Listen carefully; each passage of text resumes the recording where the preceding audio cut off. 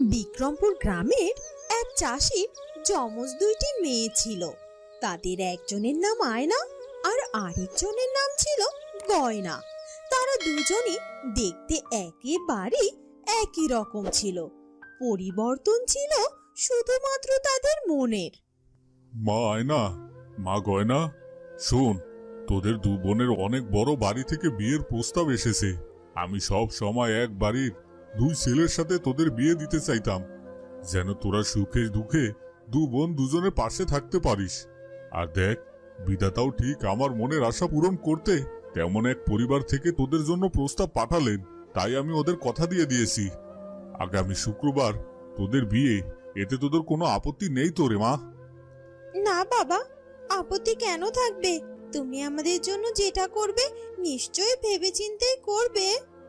যাক, আর আমার কোনো চিন্তা নেই। শোন মায়না, ও বাড়ির বড় ছেলে রাজুর সাথে তোর আর ছোট ছেলে সাজুর সাথে গয়নার বিয়ে হবে। তোরা এখন থেকে মনে মনে তোদের বিয়ের জন্য তৈরি হতে থাক। এই কথা বলে আয়না আর গয়নার বাবা সেখান থেকে চলে যায়। সবই তো বুঝলাম, তবে আয়না, সেই তোকে কোনো বড় ছেলের সাথে বিয়ে দেবে? শোন, আমরা যমজ হলেও আমি নাকি তোর চেয়ে বড়, তাই হয়তো বাবা এ কাজ করেছে। হয়েছে হয়েছে, ওসব বাবাই ভালো বুঝবেন, এসব নিয়ে চিন্তা ভাবনা করতে হবে না। এবার ঘরে চল তো। এ কথা বলে আয়না আর গয়না ঘরের ভেতরে চলে যায়। ইস, ওই আয়না আমার 1 মিনিট আগে জন্ম নিয়ে সারা জীবন আমাকে পেছনে ফেলে গেল, আর এখন কি না শ্বশুর বাড়িতে বড় বউয়ের অধিকার পাবে, আর আমাকে সেই ছোট বউ হয়ে ওর কথায় উঠবাস করতে হবে? না না না না, এটা আমি চাইনি। বাবা যে ওর আর আমার বিয়ে এক বাড়িতে দিতে গেল কেন কে জানে। দেখ, আর কিছুই ভালো লাগে না। এরপর গয়নাও ঘরের ভেতরে চলে যায়। পরের শুক্রবারে আয়না আর গয়নার বিয়ে হয়ে যায় এবং তারা তাদের শ্বশুর বাড়িতে চলে যায়। আয়না, তোমাকে আমার খুব পছন্দ হয়েছে। অবশ্যই তোমরা দু বোন দেখতে একই রকম, তাই তোমরা দুজনেই খুব সুন্দর। কিন্তু এখন আমি ভাবছি, কখন যেন আমি আবার তোমার বোন গয়নাকে তুমি ভেবে বসি। এটা কোনো বিষয় না, আমরা দু বোন যমজ হওয়ায় ছোট থেকে এমন সমস্যায় আমাদেরকে বহুবার পড়তে হয়েছে, আর তাই এসবে আমরা অভ্যস্ত। আর তুমি যদি কখনো ভুল করো তখন আমি তোমার ভুলটা ধরিয়ে দেব, আর তুমি দেখবে আমাদের দু বোনকে দেখতে দেখতে একসময় তোমরা ঠিক পার্থক্যটা বুঝতে পারবে।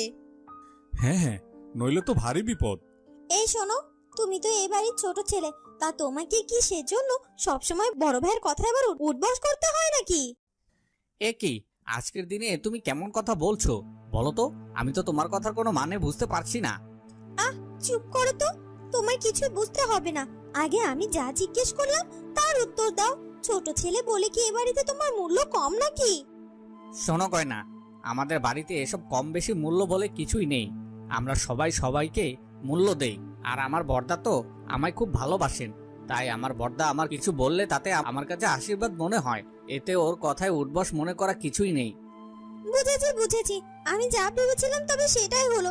তার মানে সারা জীবন তুমি তোমার দাদার চামচেগিরি করবে, আর আমি আমার দিদি মানে ওই আয়নার দাসী হয়ে থাকবো, তাই তো? দেখ, আর ভালো লাগে না আর কিছু। এ কথা বলে গয়না গিয়ে শুয়ে পড়ে। কি হলো এটা? এই গয়না মেয়েটা এসব কি বলে গেল? আমি তো কিছুই বুঝলাম না। ধ্যাত, মা আমাকে কার সাথে বিয়ে দিল?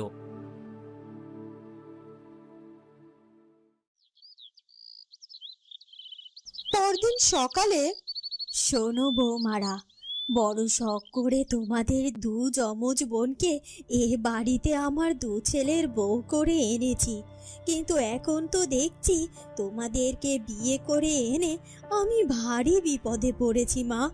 কেন মা, আপনি এই কথা কেন বলছেন? আমরা কি কোনো অন্যায় করে ফেলেছি?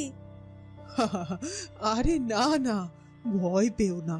আসলে এখন তো তোমরা যমজ বউ হয়ে গেছো, তাই তো আমি কে ছোট বউ আর কে বড় বউ তা গুলিয়ে ফেলছি। বুঝতে পারছি না কাকে কখন কি বলে ডাকবো। মা, আপনি কোনো চিন্তা করবেন না তো। আপনি যখন যাকে ডাকবেন তখন সেই এসে আপনার সামনে হাজির হবে, আর আপনি আস্তে আস্তে নিজেই সব বুঝে যাবেন যে কে বড় বউ আর কে ছোট বউ। হ্যাঁ মা, আর আপনি আমার সাথে আয়নার তুলনা করলে তো তখনই ধরিয়ে দেব। হ্যাঁ হ্যাঁ, সেটা ঠিক আছে। তবে এবার যাও তো, আজ তোমরা গিয়ে রান্না করো। আমি দেখব আমার দু বৌমার মধ্যে কার রান্না বেশি সুস্বাদু। বড় বৌমা ভেটকি মাছের পাতুরি, আর ছোট বৌমা করবে চিংড়ি মাছের মালাইকারি। রান্নাঘরে সব রাখা আছে মা। ঠিক আছে মা। এরপর আয়না আর গয়না রান্নাঘরে চলে যায়।